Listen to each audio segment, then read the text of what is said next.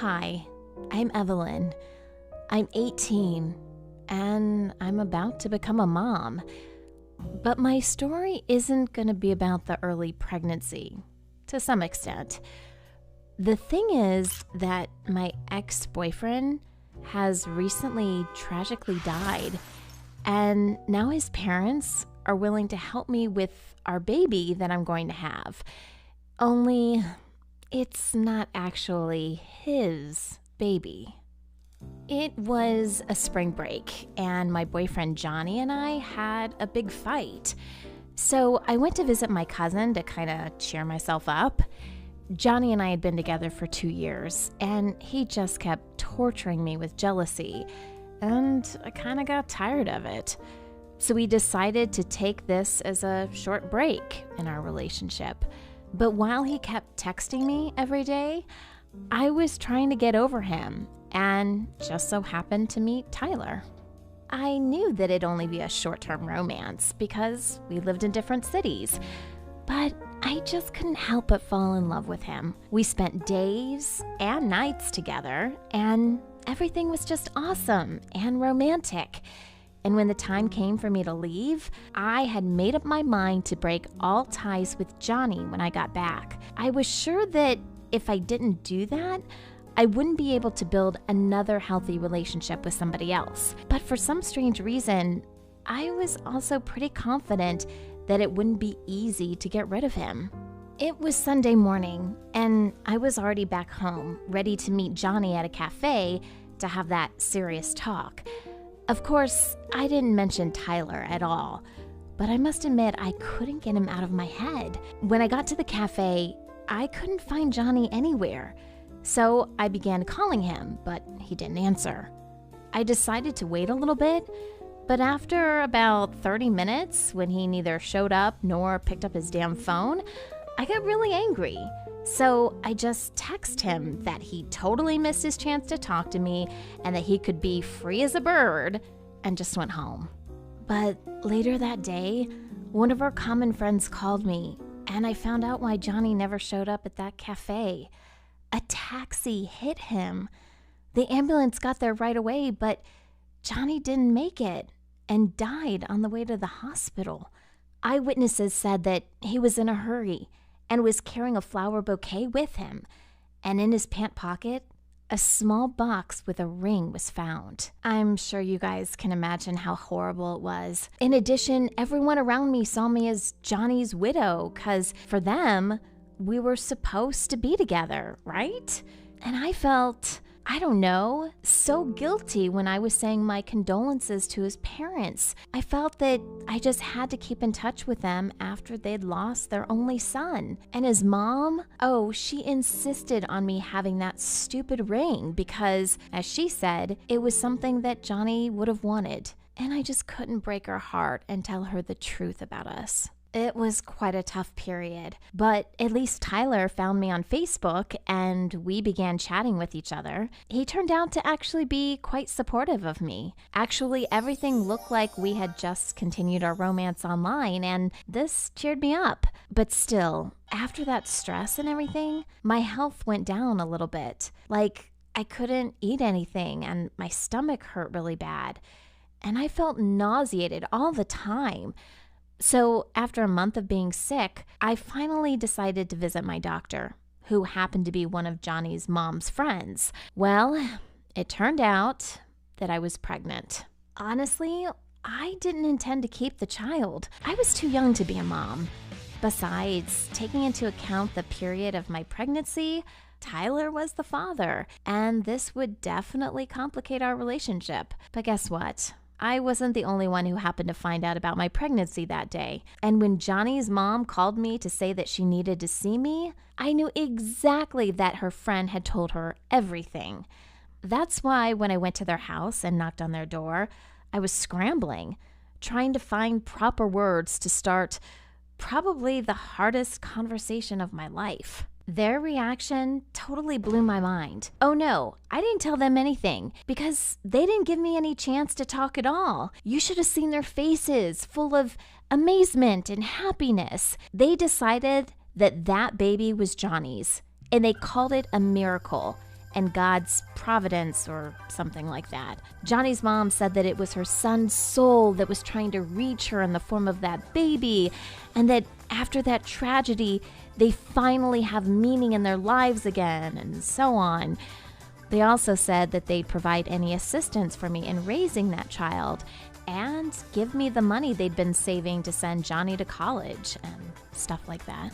When I left their house, I had a feeling that something had hit me on my head. I was totally lost and confused and incredibly embarrassed. I saw that hope in their eyes, and I just couldn't tell them that I had another guy and that it was definitely his baby, and that I had kind of cheated on their son.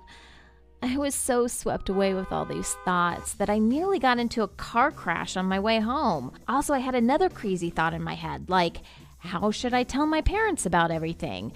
I thought that if bad karma really existed, this was it. My penalty for my willingness to break Johnny's heart. I was totally frustrated for the next couple of days, and I didn't really want to talk to anybody. Tyler kept texting me on Facebook, asking what was going on and why I wasn't texting him back.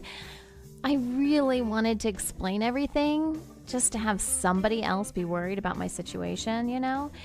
But at the same time, I didn't want to lose him because I really liked him a lot. I also knew that I'd better tell my parents myself about the pregnancy, because after I'd seen Johnny's mom's reaction, I was afraid that she would call my mom at some point to congratulate her, and that would definitely complicate everything even more. I couldn't come up with any better idea but to announce my news during dinner. I can't say that my mom and dad were ecstatic about it, but they weren't angry either. Frankly, my mom got a little offended that Johnny's mom found out about the grandchild first.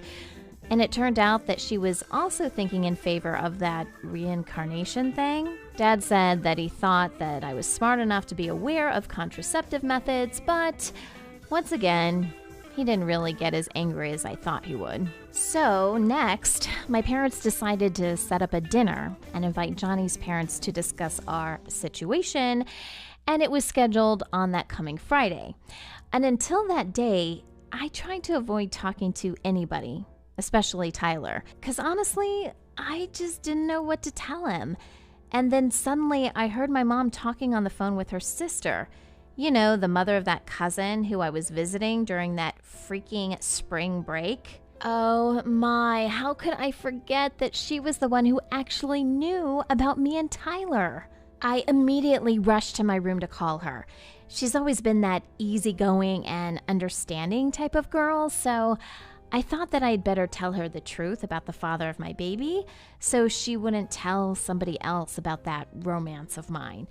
Besides, I wanted her to keep my pregnancy a secret from Tyler until I figured out what to tell him.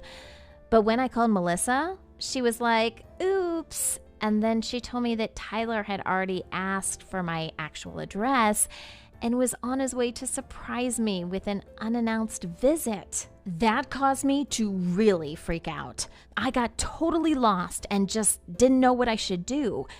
I tried to reach Tyler, even though I hadn't yet decided how to tell him that he shouldn't come, but he didn't answer my call anyway.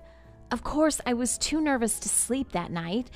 I struggled to get my thoughts together, and I even tried to play out the probable outcomes of me revealing everything, and none of them were satisfactory enough. It seemed like whatever decision I made would hurt somebody's feelings. That's why I thought that nothing could get any worse, and in the morning, I told my parents the truth. I mean, all of it. Do you remember how I was afraid of their reaction to the news about my pregnancy? Well, this time, it wasn't even close to what I could imagine. It was much worse. Mom began yelling at me for my recklessness and blamed me for pulling the wool over Johnny's parents' eyes. And she was totally right with every single word she said. But Dad's reaction was the worst. He just said nothing and left for work. But before he left, he gave me a look of complete disappointment, and that made me cry so hard and feel so miserable. As soon as I calmed down a little bit, Mom handed me the phone and told me that I had to call Johnny's parents and tell them everything myself. Despite the fact that she was also mad at me, she was holding my hand while I was on the phone with his mom. It was enormously hard, but I still felt relieved deep inside, even though the only thing Johnny's mom told me was that she hoped that me and my baby would be okay, but she wanted me to stay out of their life. I got hysterical once again, but this time, my mom hugged me and told me to stay calm for the baby, which actually meant that I still had no other option but to keep it. This was the toughest day of my life, because in the evening, Tyler showed up, and my parents insisted on me telling him the truth right away. How ironic. He thought that he would surprise me, but he turned out to be the one who got surprised instead. He said he needed some time to cope with the news, and I couldn't blame him. For now, it's been a week since we saw each other, and we haven't talked so far at all. Do you like my story? Then click on the corresponding button, and don't forget to subscribe to this channel.